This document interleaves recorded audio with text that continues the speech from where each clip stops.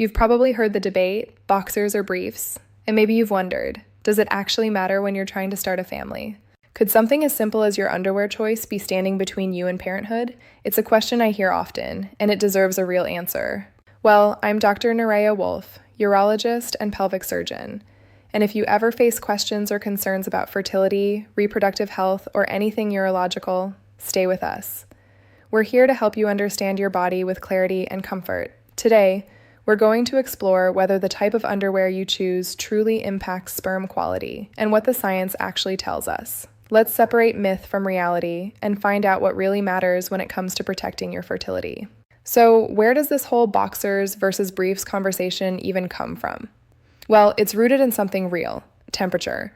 Your testicles hang outside your body for a reason.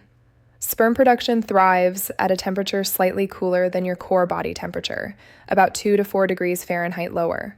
When things get too warm down there, sperm quality can suffer. That's why prolonged exposure to heat, like sitting in hot tubs, using laptops directly on your lap, or even certain occupations that involve a lot of sitting, has been linked to temporary declines in sperm health. Now, given that briefs tend to hold everything closer to the body, while boxers allow for more airflow and space, the theory seems logical. Briefs might trap heat, raise scrotal temperature, and potentially harm sperm. Boxers, on the other hand, might keep things cooler and more conducive to healthy sperm production.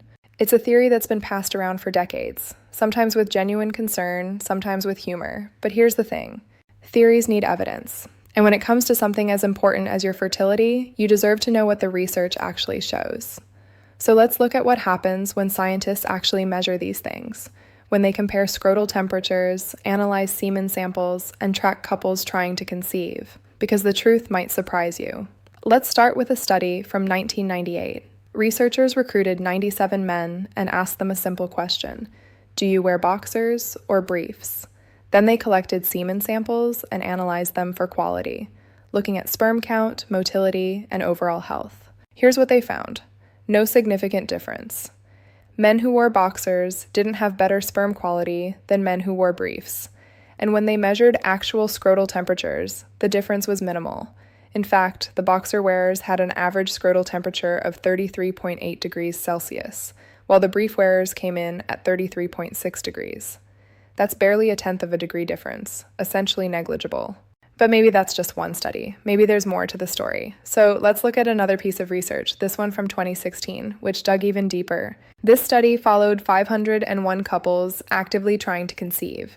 The researchers didn't just ask about underwear type, they asked about everything. What do you wear during the day? What do you wear at night? How often do you change? They wanted to capture the full picture of how men's underwear habits might influence fertility. And the result?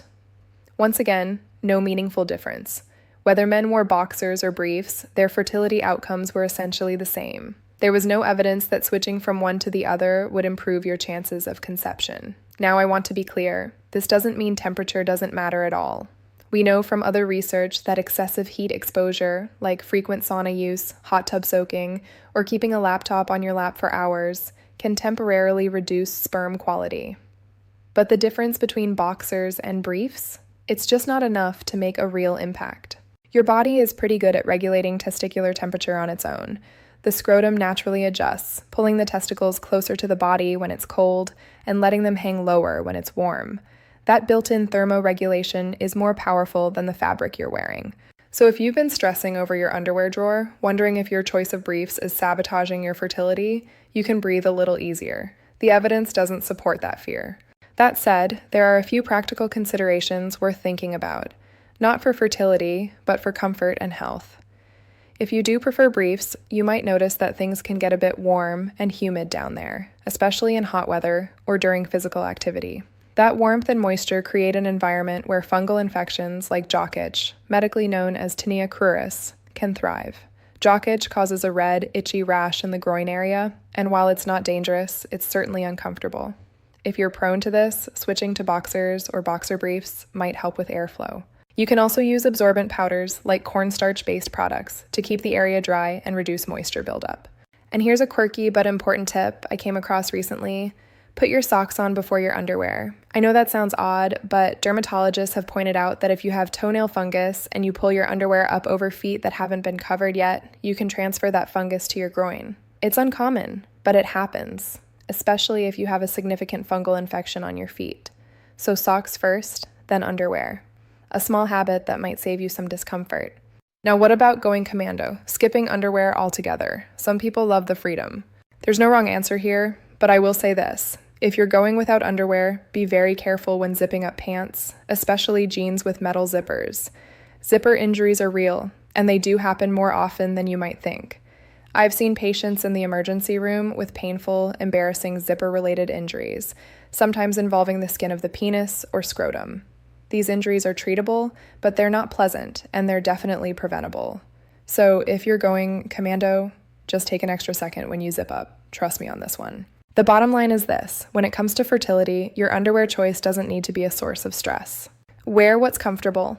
If you're trying to conceive and you're concerned about sperm health, focus on the things that actually make a difference, like avoiding excessive heat exposure, maintaining a healthy weight, managing stress, not smoking, and limiting alcohol. Those factors have real measurable impacts on fertility, but boxers versus briefs, that's more about personal preference and comfort than reproductive outcomes. I know that when you're trying to start a family, every decision can feel monumental. You want to do everything right.